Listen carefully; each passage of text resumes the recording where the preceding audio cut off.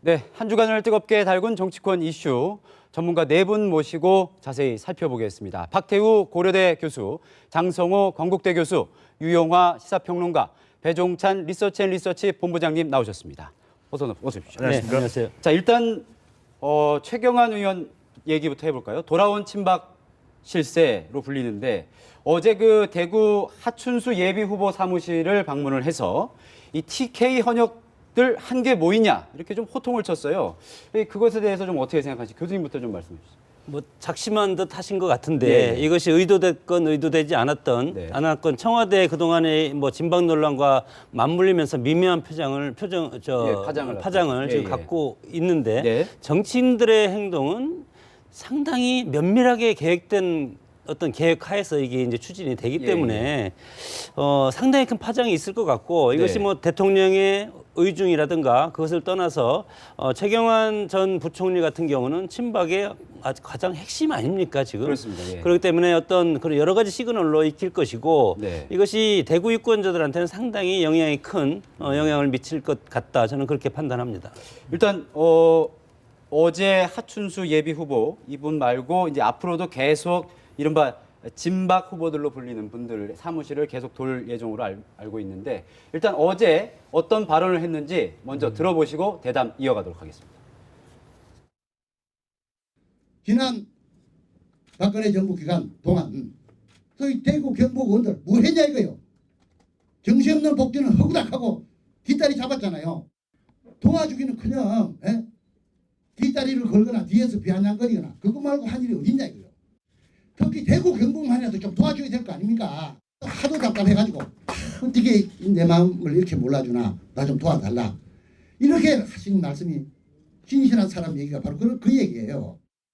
왜 나는 멀쩡한 사람을 나를 찍어내가지고 말이야 뭐 얼굴하니 이렇게 하기 전에 내 스스로가 뭘 했냐 박근혜 정권 성공과 우리 대구 발전을 위해서 한 일이 뭔지를 먼저 시민 여러분들께 용서를 구하고 평가를 받겠다. 이게 저는 옳은 자세다. 이 멀쩡한 사람 왜 찍어내냐 이런 말 하기 전에 스스로 박근혜 정권을 위해서 뭘 했냐 되돌아봐야 된다. 좀 발언 수위가 좀 높았다면 높았다고 볼 수도 있겠습니다. 어떻게 보셨습니까, 교수님? 지금 김무성 대표의 권력자 발언 이후에 네. 지금 친박 쪽에서도 좀 대응이 굉장히 빨라지고 좀 격해지고 있는 것 같습니다. 예. 지금 워딩을 보시면 알겠지만 상당히 좀 격하지 않습니까? 그렇게 국회의원을 만들어주니까 박근혜 대통령을 위해서 니들 뭐 했느냐 도대체. 네. 거의 뭐 지금 질책성 발언까지 나오고 이런 예. 건데 제가 보기에는 지금부터는 지금 김무성 대표하고 네. 최경환 친박의 군기반장이라고 하는 뭐 친박에 맞춰가는 우리 서청원 전 대표님 계시니까 싸움이 시작된 거고요. 예. 그리고 아까도 좀 말씀하신 것 같은데 사실은 지금 그동안에 TK 지역의 대구 경북 지역 현역에 대해서 물갈이론이 좀 있었어요. 예. 그동안에 이제 정서가 좀 없었던 건 아닙니다. 물론 유승민 대표에 대한 동정심도 많이 있지만은 전체적인 차원에서 물갈이를 해야 되겠다 이런 게 있었는데 너무 또 빨리 또 그 청와대에서 미는 후보들을 인상을 주는 사람들 내려가니까 좀 반감도 있고 그래서 좀 복잡하게 여론이 지금 섞여 있습니다. 그런 참에 지금 최경환 전 경제부총리가 내려가서 한번 정리를 해보겠다 해가지고 지금 바둑 한 수를 둔 거예요. 그 다음에 이제 이렇게 했으니까 네. 반응이 어떤지 한번 다음 주에 나오지 않겠습니까? 한번 지켜보겠습니다. 대구 경북 민심이 어떻게 반응할지도 좀 주목이 되는데 본부장님은 어떻게 보십니까? 일종의 그 인증샷 전략이 시도되는 것을 볼 수 있는데 그만큼 네. 이 청와대 또는 정부에서 내려간 이른바 진박 인사라고 하는 후보들의 경쟁력이 살아나지 않고 있다는 것이거든요. 예. 박근혜 대통령과 매우 밀접해서 그만큼 이 경쟁력이 보탬되고 지지율이 올라야 되는데 실제 대구 민심은 그렇게 나타나지 않는다는 예. 것인데 이럴 경우에 물갈이론의 군부를 때우면 때울수록 그럴 기회와 가능성은 커지는 것 아니겠습니까? 여권에 그런 이미지를 주는 것. 즉 다시 말씀드리면 박근혜 정부의 성공, 남은 임기의 이 순조로운 순항을 위해서는 이러한 인물들이 필요하다는 것을 박근혜 대통령과 가장 가까운 네. 그런 긴밀한 관계를 유지하고 있는 이 최경환 전 부총리가 와서 일종의 인증 그렇게 부각시켜 줌으로써 이들의 어떤 경쟁력을 띄워줄 수 있는 그런 효과가 지역 여론에서 나타날 수 있고 또 하나는 예. 바로 그만큼 어떻게 보면은 유권자들의 감별 자체는 상당히 어렵다라는 것입니다. 예. 이 대통령과의 관계를 강조하지만 처음부터 마지막까지 이 대구 경북의 현역 의원도 그렇고 출마하는 도전자 모두들 네. 박근혜 대통령과 가깝다라고 이야기할 수밖에 없고 일반적인 유권자들은 정치권만큼이나 그렇게 감별할 수 있는 능력은 없다라는 것이거든요. 그렇다면 그런 것을 통해서 후보자들의 경쟁력을 상당히 또 부각시켜주고 차별화시켜줄 수 있다라는 예. 또 점이 부각될 수 있는데 실질적으로 달성군의 현역 의원만이 불출마를 한 상태 아니겠습니까? 네. 근데 마지막으로 대구 경북의 민심이라는 것이 바라볼 때 과연 이들이 이 지역에서의 그 의원으로서 충분한 경쟁력과 의원이 되는 것이 타당하냐, 이 부분은 또 다른 부분입니다. 그만큼 지금 현재 현역 의원들도 그만큼 그 경쟁력을 발휘하고 예, 예. 또 자격이 있는 것 아니냐라는 것 때문에 자칫 대통령하고의 관계만 이야기할 때는 역풍이 올 수 있다는 예. 점도 함께 고려해 볼 필요가 있어 보입니다. 일단 최경환 의원 아까 말씀하신 것처럼 좀 진박 감별사가 아니냐 뭐 이런 얘기도 좀 나오고 있어요. 저는 이렇게 예상을 네. 하는데 이번 총선에서는 대구 지역 같은 경우는 네. 호남도 마찬가지지만 후보 인물 경쟁력이 전 가장 중요할 거라고 봅니다. 네. 그러니까 왜 그러냐면 지금 이제 박근혜 마케팅을 사실상 하는 건데 TK에 내려가서 최경환 의원이 근데 이것이 뭐 야당 후보가 있는 것도 아니잖아요. 네, 대구 네, 지역은 네. 여권 후보끼리 이제 결국은 경쟁을 하는 건데 네. 이 속에서 그럼 대구 시민들이 누굴 찍을 거냐? 근데 중요한 것은 이제 올해 총선 뒤 바로 대선입니다. 네. 그럼 대구 시민들은 당연히 포스트 박근혜를 생각할 수밖에 없는 것입니다. 네. 박근혜 정권이 상당히 뭐 지금 굉장히 위기에 처해 있는 것도 아니고 최경환 의원은 뭐 야당이 발목 잡는다 그러는데 예. 야당이 발목 잡는 부분하고 이번 총선하고 예. 대구 지역에서 무슨 관련이 있는지 저는 잘 모르겠어요. 그래서 이런 부분들이 크게 물론 어느 정도 효과는 미치겠죠. 박근혜 대통령에 대한 지지율이 상당히 있는 데니까. 예. 그러나 대구 시민들은 박근혜 대통령을 뭐 도와준다기보다도 과연 향후에 포스트 박근혜의 대구 지역을 또 보수층들을 대변할 수 있는 후보가 누구냐 예. 인물로서 판단하지 않을까 저는 예. 그렇게 생각이 들어요. 네. 그 이제 인적 쇄신이라고 예. 이제 매 국회의원 선거 때마다 물갈이 지수라고 있지 않습니까? 예. 19대 물갈이 지수 49.4%였는데 예. 이 인적 쇄신을 하는 것은 텃밭에서 할 수밖에 없습니다. 네. 예를 들어서 더민정 같은 경우는 호남, 그럼 호남이 이미 다 탈당해 나왔기 때문에 그렇죠. 이 예. 물갈이 지수 상당히 높아질 가능성도 있고 네. 그 다음에 새누리당 같은 경우는 대구, 경북, PK, TK 지역에서 예. 물갈이 지수를 상당히 많이 할 필요가 있다. 예. 그런 차원에서 지금 최경환 장관이 내려가서 하는 것도 이 물갈이 지수라는 인적 쇄신을 높이기 위해서 고강도였던 처방인데 이것을 이제 야당에서는 예. 진박 그리고 대통령의 의중 이렇게 대통령을 이제 끌어들여서 네. 해야만 이제 반대편에서는 거의 상당히 유리한 선거 전략이 될 수도 있기 때문에 네. 지금 그런 상황이 일어나는 것 근데 같습니다. TK 지역의 의원들이 대부분 다 초선이에요. 예. 예. 초선 물갈이라 그러면 이제 뭐 재선 3선이라든가 아니면 정치 과정 중에서 예를 들면 뭐 이상한 행동을 했다거나 예. 부정부패를 했다거나 예. 고루하다거나 그런 측면이 있는데 특히 유승민 의원 같은 경우는 박근혜 대통령한테 팽을 당했지만 나름대로 자기 정치적 입장과 신념을 갖고 있는 사람 아닙니까? 그래서 그런 측면에서 봤을 때는 그런 어떤 일반적인 물갈이라든가 어떤 박근혜 마케팅, 진박이다 이런 부분들이 통할지 물론 선거 결과 봐야겠지만 제가 보기에는 좀 회의적이라고 생각해요. 일단 그 당내에서 공천 삿바 싸움이 좀 본격화될 조짐, 특히 이제 공천관리위원장 인선을 놓고 좀 티격태격하는 모습인데 이런 그 당내 분위기와 이 최경환 의원의 발언과도 좀 연관지어서 볼 수 있을 것 같은데 교수님 어떻게 그러면 당연히 있죠. 지금 공천관리위원장 인선 문제를 놓고도 친박은 이한구 예, 전 이한구. 현 의원이 예. 의원을 하자. 저쪽 지금 김무성계는 김황식 전 총리, 그다음 김농환 전 대법관.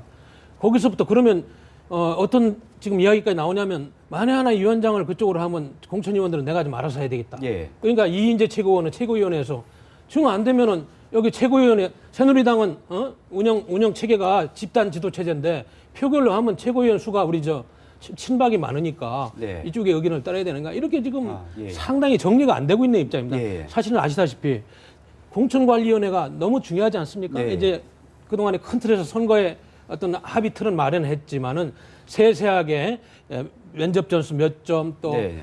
여론조사 방식, 또 몇 점을 할 건지 어느 지역은 또 우선 추천 지역으로 하고 전략 공천, 어느 지역은 여론조사 몇 프로 이런 것들이 다 미묘하게 미칩니다. 네. 이렇기 때문에 지금 이제 삿바 싸움하면서 기싸움을 벌이고 있는 거죠. 그래서 지금 김무성 대표도 그렇고 최경환 의원도 그렇고 양보할 수 없는 그런 좀 아주 긴박한 상황이다. 그렇게 보는 게 맞겠습니다. 예. 일단 여당 상황은 그렇고 그 야당 얘기를 해보면은 지금 김종인 비대위원장, 비상대책위원장이 지금 광주로 가서 이틀째 행보를 하고 있는데 오늘 그 5.18 묘역에 가서 무릎을 꿇었습니다. 예, 뭐 일단 서울에서 취임 직후에 사과를 일단 했었고 뭐 어느 정도 또 다른 국보위 전력에 대해서 언급이 나오지 않을까 했는데 그 상당히 그 장면 자체가 좀 파격적이다. 뭐 또 그 참배할 때 단체에서 일부 와서 조금 반발도 하고 이런 움직임도 있었는데 지금 야당의 어떤 그런 모습은 어떻게 보십니까? 일단 김종인 위원장이 나름대로 지금 완전히 밑으로 내려가던 더불어민주당을 예. 살린 케이스 아닙니까? 예. 그건 두 가지 이유가 있죠. 하나는 안철수의 국민의당의 어떤 중도 흐름들, 중도 개혁적 흐름이 자신의 캐릭터로서 일단 막아냈고, 예. 두 번째로는 이제 친노 정당이라는 이미지 네. 이런 부분들을 자신 전 친노가 아니니까요. 네. 그런 부분을 막아낸 거. 특히 이번에 노영민, 신기남 의원 같은 경우는 뭐 징계한다든가. 네. 근데 이제 문제는 세 번째인데요. 세 번째는 뭐냐면 지금 국민의당과 더불어민주당의 가장 중요한 싸움 이번 선거에서 예. 야권의 전통적 기반으로부터 누가 지지를 받냐는 겁니다. 그래서 이 두 가지를 해놓고 김종인 위원장이 호남에 내려간 거예요. 이제 예. 호남에 내려가서 내가 과거에 국보에서 했던 것은 뭐 나의 전문성이었던 것이고 차출받았을 뿐이지 예. 실제로 그렇지 않다는 사과하겠다. 그러면서 자신의 과거 전력, 특히 이제 전두환 정권과 국보위라는 것은 굉장히 광주 시민들로 봤을 때는 적대적 관계란 말이에요. 예. 광주 시민을 학살하고 잡은 정권 아닙니까? 예. 그렇기 때문에 그 정권에 협력했다라는 것은 실제로 그 정권과 나름대로 이해관계를 일치했다라는 거 볼 수밖에 없거든요. 특히 거기서 비례국회의원까지 하지 않았습니까? 이런 측면이 있기 때문에 이런 부분 가서 사과하는데 저는 이런 부분들이 계속해서 김종인 위원장의 어떤 그 문제점으로 네. 남을 가능성이 큽니다. 굉장히 앞으로 이제 결국은 김종인 위원장이 당 대표로서 60년 된 야당의 대표로서 계속 얼굴을 내밀 텐데 이런 과거의 박정희 대통령 시절에서 나름대로 네. 협력 관계였고 네. 전두환 전 대통령에서도 거의 협력 관계가 강했고 네. 또 노태우 대통령 시절에서 또 경제수석을 하면서 협력 관계였단 네, 말이죠. 네. 이런 부분들은 야당의 정체성과 전혀 대립적인 거거든요. 근데 지금은 넘어가고 네, 있는데 특히 오늘인가요? 그 김용갑 전 의원이 네. 그런 얘기 하지 않았습니까? 예. 그 경제민주화 문제는 실제로 김종인 위원장이 얘기한 게 아니라 당시에 민정당의 정책위 원장이었던 남재희 의원이 얘기를 해서 예. 헌법에 넣은 것이다. 네. 내가 그걸 알고 있다. 예. 두 번째로 부가가치세 문제도 그 50 때는 부가가치세 문제를 논의한 적이 없다. 네. 그래서 부가가치세 때문에 국보에 차출됐다는 것은 거짓말이다. 그리고 김용갑 전 의원이 또 질문 나왔단 말이에요. 예. 제가 보기엔 김종인 위원장이 굉장히 정치를 오래 했고 또 권력과 상당히 많은 관계가 있었기 때문에 네. 이러한 여러 가지 부분들이 계속 터져 나오지 않을까 그런 생각도 좀 들어요. 네. 그런데 네. 저 지난주에는 네. 제가 듣기로는 그 훈장 받은 거 뭐 반납해야 되지 않냐 이런 여론들이 많던데 전두환 훈장이요. 예. 그 당시 뭐 저 국보위 참여 아, 예, 예. 근데 뭐 그 광주에 가서 무릎 꿇고 사죄했으면 반납한 건가요? 저는 잘 몰라서 뭐 어떤 분위기가 있는지 모르겠습니다. 사죄하면은 사실은 자리를 내려놔야 되는 거죠. 자리를 일관 내려놔야 표명이라고 저는 이제 볼 수밖에 없는데 예. 구원투수로서는 성공을 한 겁니다. 일단 탈당을 막았고 국민의당이 호남에서 지지율 지금 정체 상태에서 하락하고 있기 때문에 그리고 더민주가 호남 지역에서 상당히 더 높게 나오지 않습니까? 이것은 국민의당이 중간 지점이라는 애매한 그리고 지역 정당을 애초에 이제 지향을 했기 때문에 어떤 정체성에 있어서 더민주가 훨씬 더 젊은 층한테 저는 지지를 받고 있다고 봅니다. 그런 측면에서 원포인트 릴리티는 성공을 했지만 정체성과 관련해서는 과거에 내가 잘못한 걸 인정을 한다고 해도 그것이 없어집니까?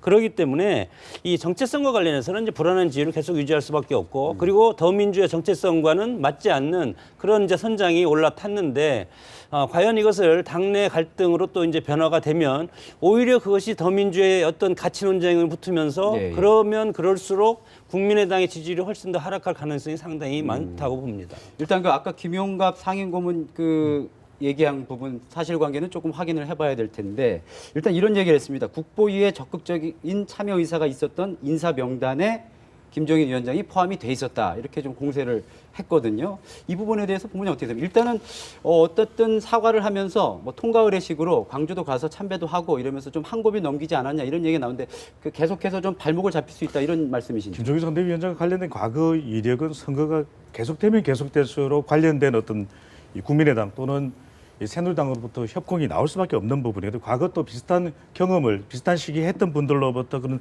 폭탄 발언들이 나올 경우에는 단순히 김종인 선대위원장의 어떤 영향뿐만 아니라 끼치는 영향뿐만 아니라 더불어민주당의 지지율과 총선 판도까지도 변화시킬 수 있는 네. 부분이거든요. 적극적으로 광주에 내려가서 이런 사과 행보를 하는 가장 큰 이유는 바로 설날 민심과 그리고 수도권 민심을 어느 정도 의식한 그런 이유라고 볼 수 있는데, 그런 이유는 설날을 전후해서 얼마 남지 않았습니까? 설날 전후해서 전국적인 민심이 이게 뒤섞이는 때입니다. 그렇게 되면은 네. 단순히 호남 민심 쟁탈전뿐만 아니라 수도권의 민심까지 또 40대, 20대, 30대 바로 더불어민주당의 전통적인 지지 기반입니다. 예, 예. 40대 또 수도권의 화이트 칼라, 이번 서울 총선이 가장 격전지라는 그런 분석을 내놓고 있지 않습니까? 그런 경우에 자칫 전면에 서 있는 본인의 과거 이력 때문에 낭패를 볼 수도 있는 부분이거든요. 예. 그렇기 때문에 적극적인 사과를 함으로써 이러한 민심 자체를 조기에 차단하고 선거에 가까워지면서는 부담을 덜고 싶은 것이 김종인 선대위원장의 마음이기는 할 텐데, 그럼에도 불구하고 지금처럼 과거를 제대로 알고 있는 사람들의 폭탄 발언이 나올 경우에는 상당히 수도권, 심지어는 충청권까지 영향을 미칠 수밖에 없거든요. 더군다나 아직까지는 당 내의 문제 때문에 적극적인 공격을 좀 네, 자제하고 있는 새누리당에서 본격적인 공격을 가하게 될 경우에는 김종인 선대위원장의 어떤 이 지지 그 영향력, 어떤 끼치는 영향뿐만 아니라 더불어민주당에 끼치는 영향이 매우 클 수 있는데, 이럴 경우에 과연 어떤 구원 투수가 나올 수 있느냐, 더불어민주당으로 예. 그렇지 못할 경우는 상당히 부정적인 영향이 있을 방어하지 것이다. 못할 만큼 네네. 커질 수도 있을 것으로 보여집니다. 일단 아까 그 김용갑 상임고문, 새누리당 상임고문의 말 중에서 이 경제 민주화를 강력주의한 사람은 남재희 전 장관이라고 했는데, 이 남재희 전 장관이 그것은 아니고 이것은 김종인 위원장이 한 게 맞다, 이런 얘기가 있습니다. 일단 사실관계를 좀 바로 잡고요. 일단 김종인 위원장의 그 행보가 더민주의 지지율이나 이런 측면에서 긍정적인 그 반향이 있는 거는 좀 사실인 것 같은데, 계속 말씀드린 것처럼 이런 과거 전력이나 또 앞으로 지금 지난주 금요일 날 여야 협상이나 이런 부분에 대해서 이 협상 전략과 관련해서 앞으로 그 더민주의 정체성이나 이런 것, 그다음에 총선을 앞두고 어떤 그런 더민주의 지지율 상승, 이런 것들에 대해서 어떻게 긍정적으로 계속 작용할 수 있을까요? 아니면 아니라고 보십니까? 좀 변수가 많다고 보시는지. 이번에 국회에서 원내대표가 합의한 거를 통과 안 시킨 거는 제가 보기에는 모르겠어요. 당내 네, 친노 세력들한테는 뭐 예쁘게 보였는지 모르겠습니다만 네. 일반 국민들한테는 아니 운동권 정당 청산하는 목표로 그 선대위원장, 비대위원장 맡는다고 하고 예. 아니 운동권식으로 또 합의한 거 파기하고 예. 박영선 의원도 똑같이 말이죠. 거기 들어가가지고 오히려 뭐 법안에 대해서 삼성 재벌 도와주는 문제라고 예. 문제 제기. 이거는 제가 보기에는 도움이 안 되는 거 아닙니까? 장기적으로 모르겠어요. 호남 유권자들이 판단할 때는 그게 뭐 경제민주화하고 무슨 관련이 있는데 정확하게 이해를 하고 바라볼 수 있는 것인지 네. 제가 보기에는 그렇게 하면 안 되고요.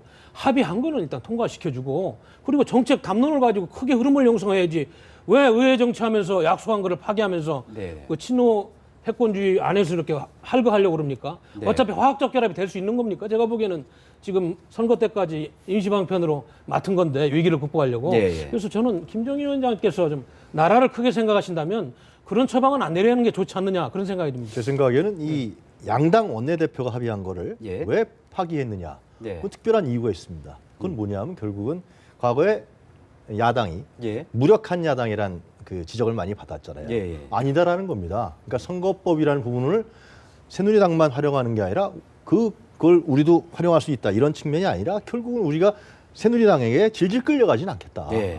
그런 거를 보여줘야 되지 않느냐. 이번에 협상 국면에서 예를 들면은 야권 지지자들 같은 경우는 그거 이러면 원샷법 통과해주고 그다음에 또 쟁점법안과 선거법 합의하는 거 아니냐, 끌려가는 거 아니냐. 네. 이런 지적이 나올 수 있었거든요. 그러니까 이런 부분에 대해서 가감하게 하여튼 원내대표가 이걸 파기하면서 네.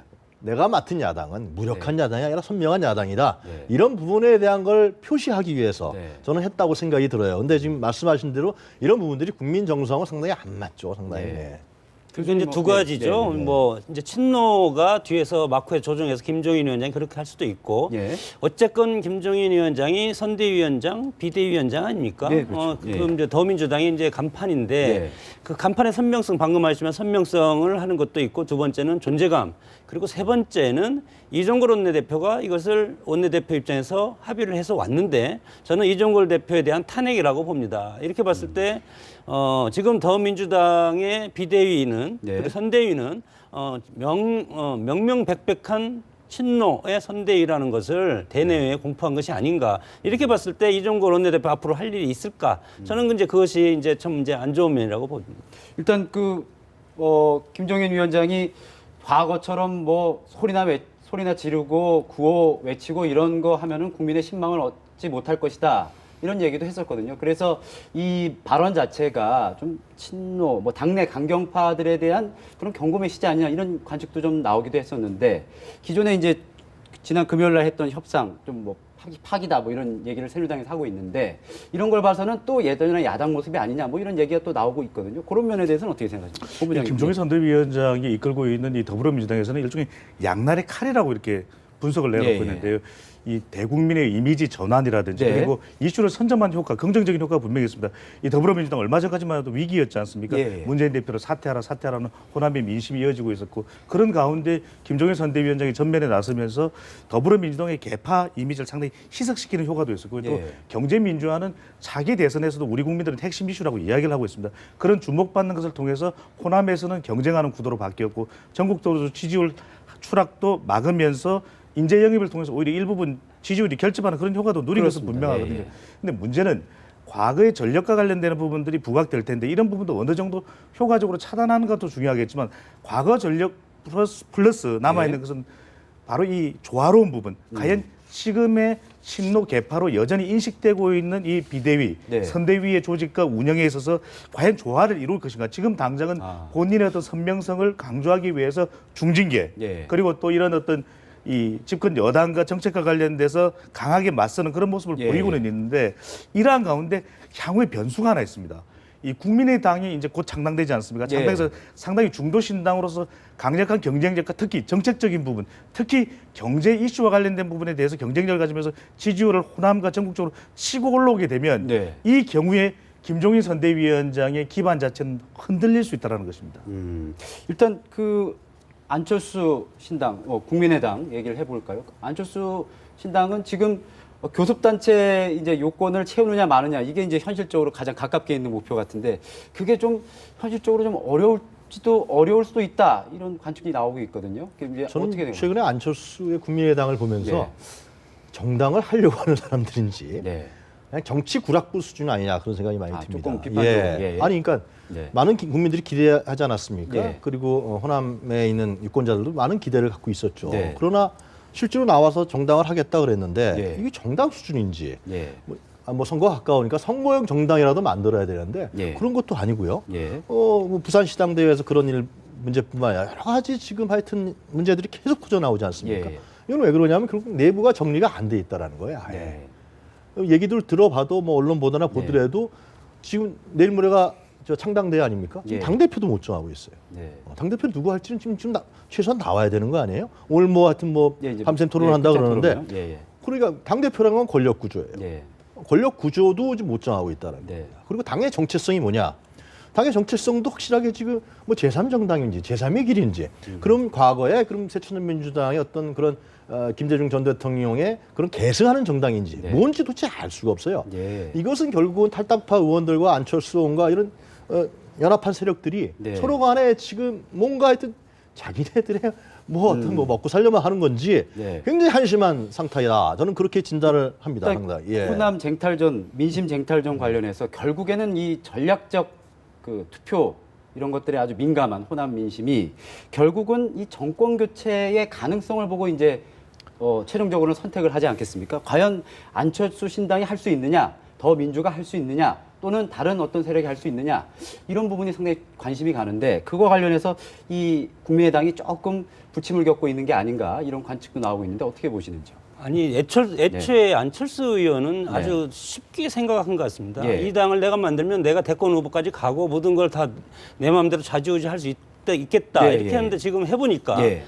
야당 김한길 의원 들어오고 몇몇이 들어오고 탈당파 들어오고 하다 보니까 이게 지금 이제 컨트롤이 안 되고 감당이 안 되는 지금 모습이고 네. 그래서 내후외환이죠. 그렇다고 제3지대 정당을 만든다고 하는데 예.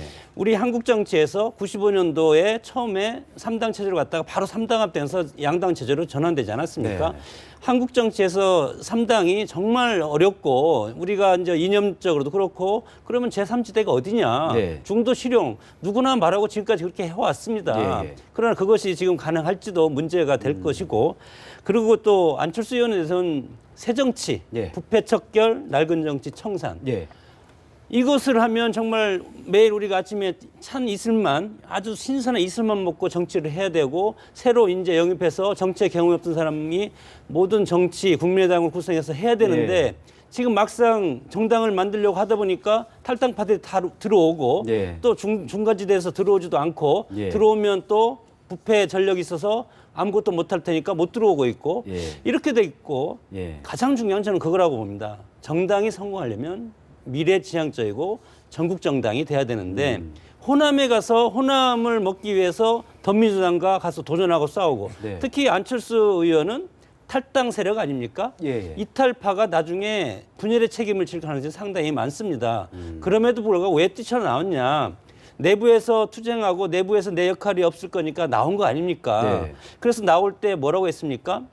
대권까지 가겠다고 말하지 않았습니까? 예, 예. 그러면 이것은 분명히 안철수 당인데 예. 그러나 들어온 사람들이 안철수 당이라고 인정을 하지 않고 내부적인 지금 노선 네. 또 측근과 들어온 사람과의 갈등 여러 가지 총체적 난국이기 때문에 예. 정말 어려운 지금 지경에 이런 뭐 우리 어떤 것 장 같습니다. 교수님 좋은 말씀 네, 하셨는데 교수님. 네.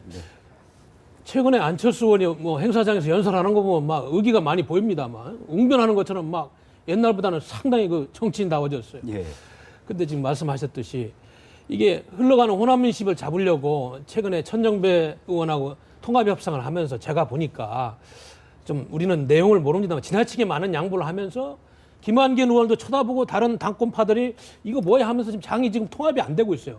수수지를 못 하고 있는 거예요. 당의 구심력을 갖다가 원심력을 생기는데. 예. 그래서 지금 안철수 의원이 상당히 괴롭습니다. 아니면 세 명이라도 빨리 와서 원내교섭단체를 해야지 돈도 들어오고 뭐 좀 원내교섭단체 하면서 치고 당할 텐데 그것도 안 되죠. 그래서 안철수 의원의 지금 정치력이 지금이야말로 필요한데 제가 지난번에도 말씀드렸습니다만 이 역사적인 야당 제3당을 성공시키려면 아주 큰 것 이벤트를 해야 돼요.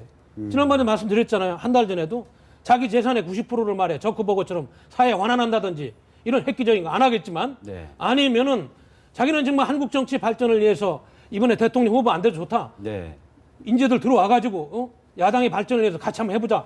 이런 헌신과 결단이 없으면은 이 당은 원내교섭단체는커녕 지금 앞으로 동력이 참 어렵지 않느냐 이런 생각이 들어요. 조금 봐야 되는데 이제 획기적인 어떤 모멘텀이 필요하다 이런 말씀. 국민의당의 지금 이제 가장 중요한 것은 역할 분담일 겁니다. 네. 국민의당의 지지율이 정체되거나 하락하고 있는데 네. 특히 수도권에 보면 경쟁력이 상당히 주저앉아 있고 중정권은 매우 위태로운 그런 지표를 보여주고 있습니다. 특히 20대, 30대는 전통적인 또 새로 만들어낼 수 있는 지지 기반이 될 수 있고 또 중도층도 더 유입돼 있는데 예, 예. 원활하지 않다라는 것이거든요. 이들이 기대하는 것은 또 다른 선택지로서 우리가 그래도 투표할 만한 국민의당, 우리가 지지할 만한 국민의당의 정당을 원하는데 그러기 위해서는 정당의 완성도도 높아져야 되고 인재도 영입돼야 되고 사람이 들어와야 되고 또 하나는 정책적 중도 정책으로서 경쟁력을 예. 가져야 되는데 이런 부분에 대한 역할 분담이 제대로 이루어지지 않고 좀 더 예. 흐트러져 있는 모습, 미숙한 모습을 드러냈다 보니까 창당 상고가 길어지고 있는데 예. 하나 복귀할 수 있는 것이 8년의 공화당 정권을 끝내고 오바마 대통령이 당선되는 그때 보면 오바마 대통령이 할 역할 그리고 이러한 어떤 조직을 이끄는 데 있어서 인재를 제대로 영입하고 교섭단체를 만드는 그런 역할을 해줄 만한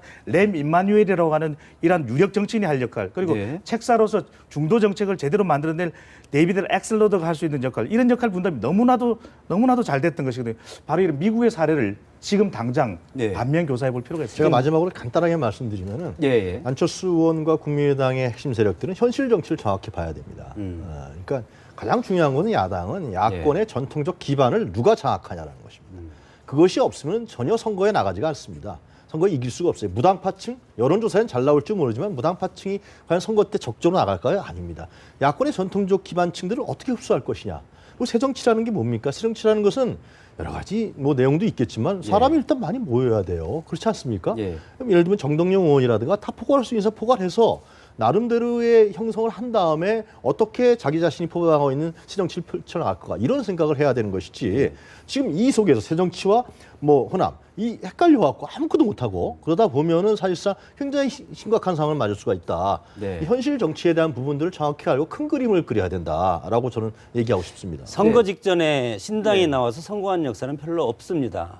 특히 지금 70일밖에 안 남았는데 이제 상당 이제 이틀 전인데 예. 그리고 과거에 YS나 DJ가 5번 정도의 정당을 만들었다가 없앴다가 네. 서로 합쳤다가 또 헤어졌다가 했는데 그분들은 지역적 기반이 명확하게 있었고 네. 그리고 또 좌파의 의원이 30-40명 이상이 훨씬 나왔기 때문에 언제든지 네. 교섭단체 구성할 능력이 있기 때문에 그것이 가능했는데 안철수 의원은 정치 경험이 없지 않습니까? 네. 그렇기 때문에 내가 새정치라는 깃발을 들면 모두가 국민들이 나를 좋아할 것이고 지금까지 정치인들이 다 나쁘고 예를 들어서 국민을 볼보로해서 네. 자기들 밥그릇 싸움만 했다. 그런 깃발만 들면 다 따라올 줄 알았는데 그것은 예. 정치는 말로 하는 것이 아니고 예. 경험과 그리고 조직과 그리고 자신을 따르는 추종자 어떤 당원이라든가 지지자가 있어야 되는데 떠 있는 지지자로는 세력화가 되기가 어렵습니다.